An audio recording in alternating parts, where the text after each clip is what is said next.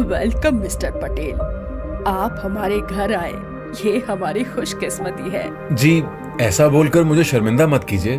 अच्छा, क्या नक्श यहाँ पर है? नक्श तो यहाँ पर नहीं है। ओह ठीक है, अगर नक्श यहाँ पर नहीं है तो मैं आप लोगों को ज्यादा डिस्टर्ब नहीं करूंगा। मुझे याद है आज आपका जन्मदिन है, मैंने आपके लिए एक छोटा सा गिफ्ट तैयार किया है, प्लीज एक्सेप्ट माई गिफ्ट। अरे पर इसकी क्या जरूरत थी? अच्छा कल्याणी जी, अब मुझे चलना चाहिए। कार्तिक के आदमियों ने टेबल पर एक ब्लैक बॉक्स गिफ्ट के तौर पर रख दिया और वो सब जावेरी मैंशन से चले गए। अपने बड़बोलेपन की वजह से पीट पीट कर घायल हुए मैम्बो अंकल चिल्लाते हुए अपने परिवार वालों से कह रहे थे कि उन्हें जल्दी से जल्दी हॉस्पिटल लेकर जाया जाए कि तभी दरवाजे के बाहर से आई एक आवाज। Madam, Badani group of companies की ओनर हिमानी शाह आई हैं।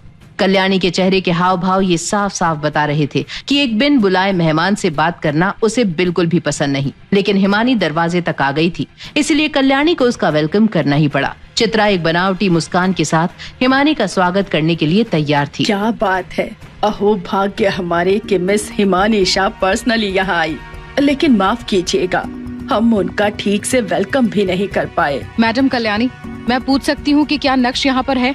सॉरी मिस हिमानी, लेकिन नक्श तो रंगरेज रेस्टोरेंट से ही निकल गया था।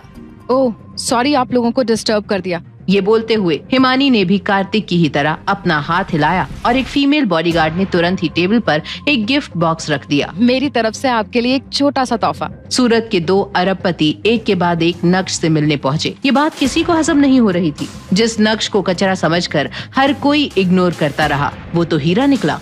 अरे कोई जाओ और नक्श को ढूंढकर यहाँ लेकर आओ। ये सुनकर अनिका फटाफट मैंशन से बाहर जाने लगी। जब विहान ने देखा कि अनिका बाहर जा रही थी तो वो भी उसे फॉलो करने लगा। मैंशन से बाहर आकर अनिका ने जल्दी से अपना फोन निकाला और नक्श को कॉल किया। कहाँ हो तुम? रास्ते में हूँ, घर जा रहा हूँ, तुम परेशान मत हो, मैं सारा सामान पैक करके आज रात को ही निकल जाऊंगा। वेट फॉर मी, मैं अभी आ रही हूँ। अनिका ने एक टैक्सी रोकी और उसमें बैठकर निकल गई। जब अनिका टैक्सी से बाहर निकली तो उसने देखा कि विहान उसकी तरफ भागते हुए आ रहा था। ये देखकर वो अचानक से चौंक गई। अनिका, तुम घर क्यों आई हो? नहीं, वो बस ऐसे ही। अगर कुछ इम्पोर्टेंट नहीं है तो मेरे साथ वापस चलो, दादी हमारी शादी कराने वाली है। ये कहते हुए विहान ने अनिका का हाथ पकड़ लिया, लेकिन अनिका ने भी अगले ही पल अपना हाथ छुड़ाते हुए कहा, मुझे जाने दो और तुम भी यहाँ से चले जाओ। तुम नक्श को ढूंढते हुए यहाँ आई हो ना? नहीं, मैं उससे आखिरी बार मिलना चाहती हूँ। और विहान, भले ही दादी मान गई होंगी, लेकिन मैं तुमसे शादी नहीं करना चाहती। क्यों? क्या तुम सच में उस कचरे को पसंद करती हो? मेरी शादी को लगभग 3 साल हो गए हैं और 3 साल में तो किसी भी अनजान के लिए भी कुछ फीलिंग्स आ जाती है। क्या तुम सच में उसे पसंद करती हो? विहान प्लीज यहाँ से चले जाओ, मुझे अकेला छोड़ दो।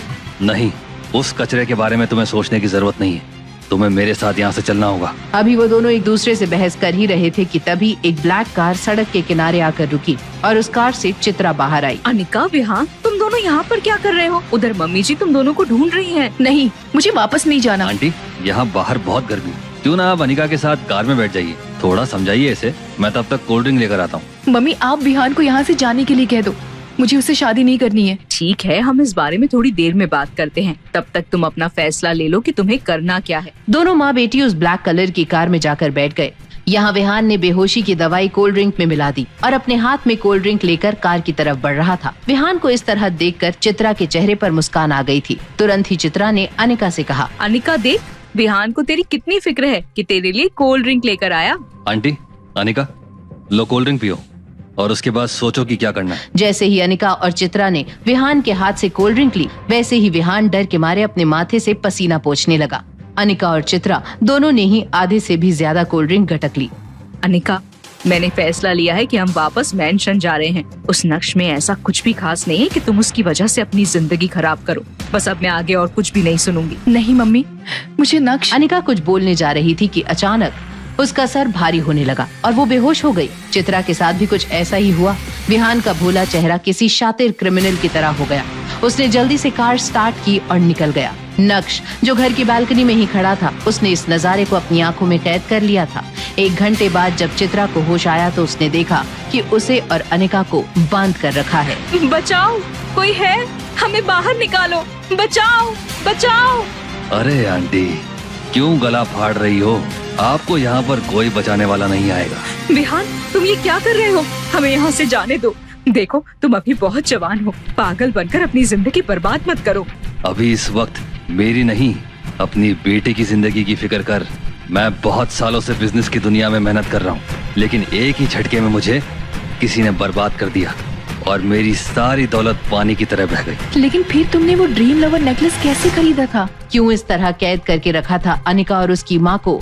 सिर्फ चंद पैसों के लिए किस हद तक गिरेगा विहान, या फिर रच रहा है कोई नया षड्यंत्र? चित्रा और अनिका को बचाने के लिए अब क्या करेगा नक्श?